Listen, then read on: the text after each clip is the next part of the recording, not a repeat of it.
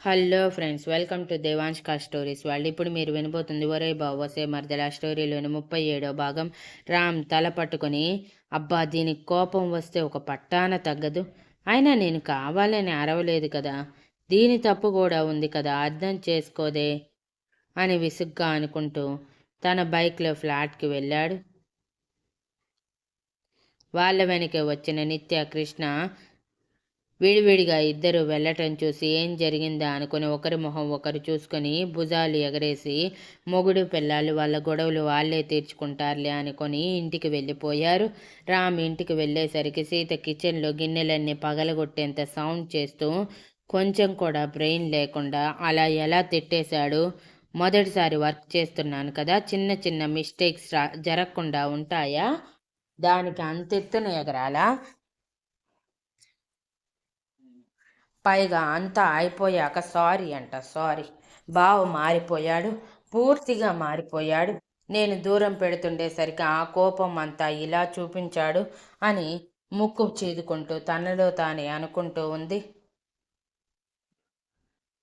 రామ్ తన మాటలన్నీ విని సౌండ్ రాకుండా డోర్ క్లోజ్ చేసి అడుగులో అడుగు వేసుకుంటూ సీత దగ్గరికి వెళ్ళి తనని వెనక నుంచి చుట్టుకొని బుగ్గ మీద ముద్దు పెట్టి, టైంకి సీత కోపంగా చేతిలో ఉన్న గరిటెతో రామ్ మూతి మీద కొట్టగానే అబ్బా అంటూ వెనక్కి జరిగి రుద్దుకుంటూ ఉంటే సీత కోపంగా నడుం మీద చేతులు పెట్టుకొని దూరం దూరం అంటూ కళ్ళని పెద్దవి చేసి అంది.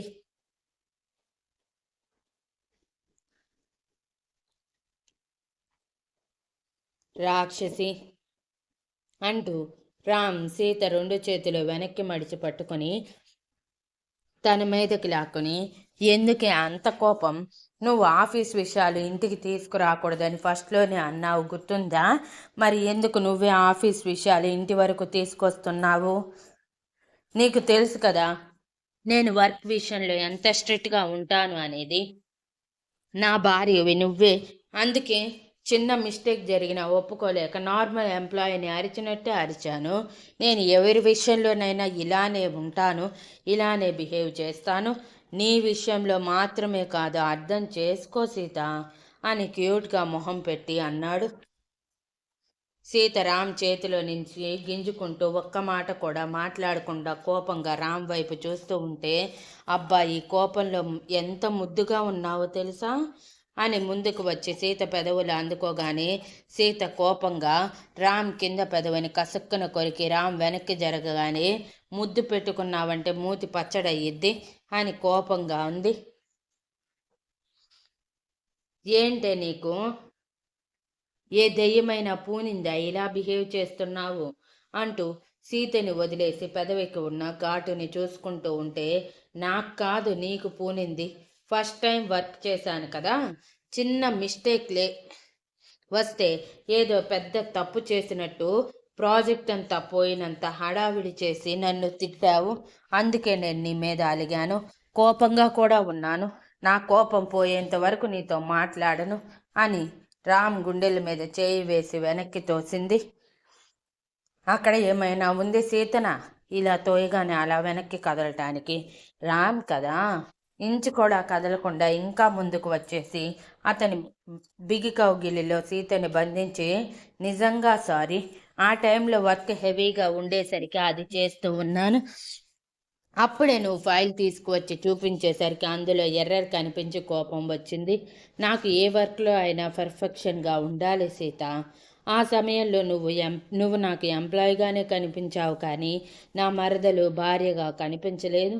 అందుకే టీం లీడర్గా మరోసారి నువ్వు మిస్టేక్ చేయకూడదని అరిచానే తప్ప కావాలని కాదు సీత, అర్థం చేసుకోరా అని తన మెడ మీద వెచ్చని ముద్దులు పెడుతూ అన్నాడు.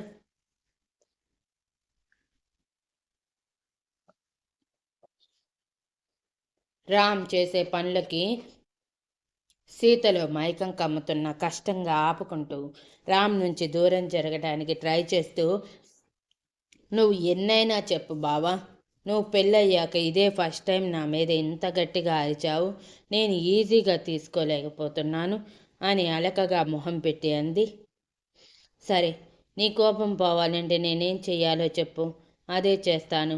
కానీ నువ్వు ఇలా బాధగా ఉంటూ నాతో మాట్లాడకుండా ఉంటే నేను ఉండగలనా సీత? నీకు తెలియదా నా గురించి అని బాధగా అన్నాడు రామ్. సీత ఆలోచిస్తున్నట్టు మొహం పెట్టి తింకుతూ ఉంటే రామ్ చేతులు కట్టుకొని సీత వైపే నవ్వుతూ చూస్తూ ఉన్నాడు.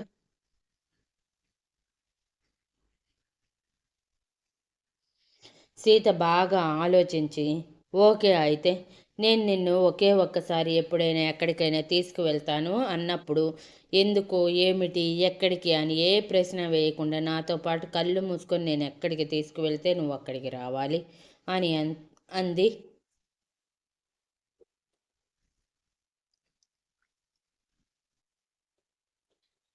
రామ్ ఆశ్చర్యంగా నోరు తెరిచి, ఏంటే, ఎరగటికి ఏమైనా తీసుకువెళ్తున్నావా?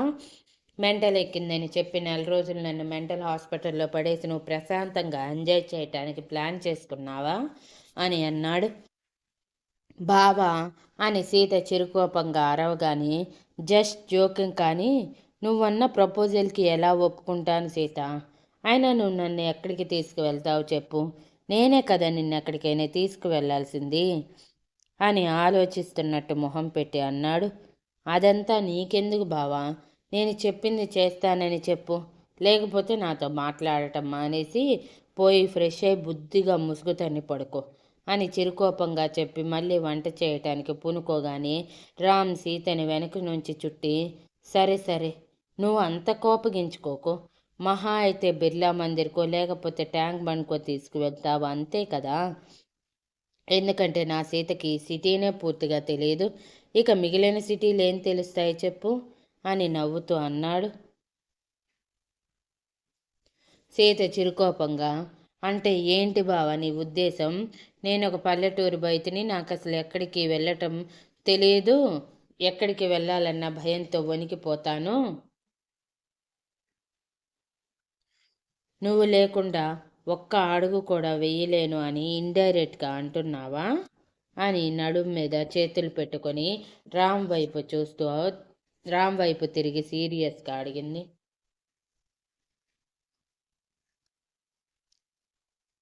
ఇందులో అనుమానం ఏమైనా ఉందా అని రామ్ వెక్కిరింతగా నవ్వుతూ అనగానే సీత రామ్ గుండెల మీద కొడుతూ, అయితే చూడు, ఈసారి నువ్వు తిరిగి ఆన్సర్ ఇస్తాను అని చెప్పి రూమ్లోకి వెళ్ళి బెడ్ మీద కూర్చోగానే రామ్ వెళ్ళి సీత ఒడిలో పడుకుని, ఓకే, కోపం వద్దు, నువ్వు చెప్పిన దానికి నేను ఒప్పుకుంటున్నాను, ఇక నీ కోపం వదిలేసి నాతో నా సీతగా ఉండు అని సీత గడ్డం మీద ఉన్న పుట్టుమచ్చని గోరుతో గీరుతూ అన్నాడు.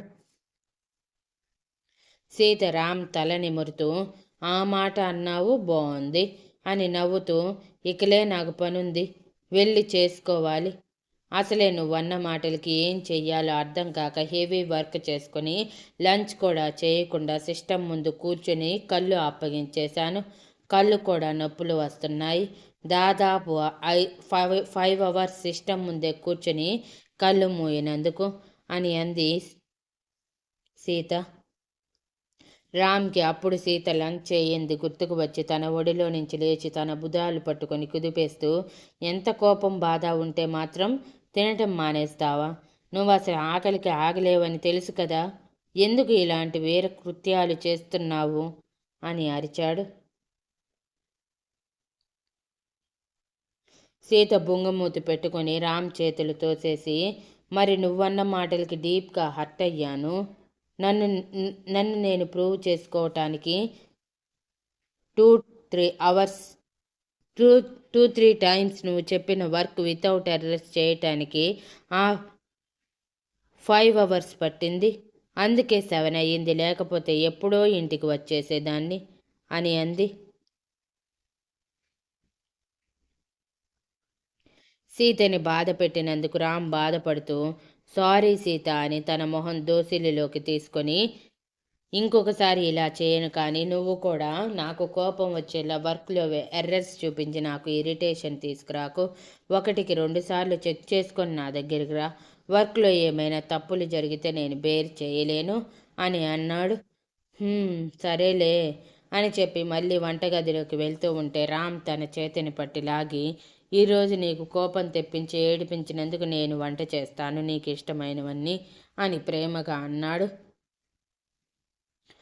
దెబ్బకి సీత కళ్ళు మెరుస్తూ, అలా అయితే నువ్వు నన్ను డైలీ తిట్టు బావా, నేను డైలీ ఏడుస్తూ ఇంటికి వస్తాను, నువ్వు ఇలా డైలీ నాకు ఇష్టమైన వంటలు చేద్దు అని ఎగ్జైటింగ్గా అంది.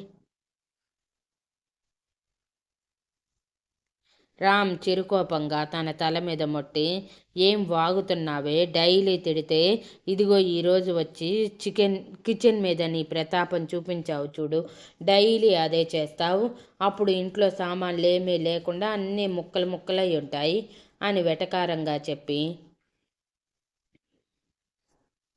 పోవే బాబు నువ్వు, ఇక్కడే ఉంటే నీ తెంగెర మాటలతో నాకు కోపం వచ్చేలా చేస్తావు అని సీతని వాష్రూంలోకి తోసి రామ్ నవ్వుకుంటూ వంటగదిలోకి వెళ్ళిపోయాడు. సీత ఫ్రెష్ అయి బయటికి వచ్చేసరికి వంటగదిలో నుంచి గుమగుమలు ముక్కుని తాకగానే ఆటోమేటిక్గా కాళ్ళు కిచెన్లోకి వెళ్ళిపోయి కష్టపడి చెమటతో నిండిపోయి వంట చేస్తున్న రామ్ని చూసి నవ్వుకుంటూ తనని వెనుక నుంచి హత్తుకొని, ఐ లవ్ యూ బావా అని మనసులో అనుకుంది, కానీ బయటికి మాత్రం చెప్పలేదు.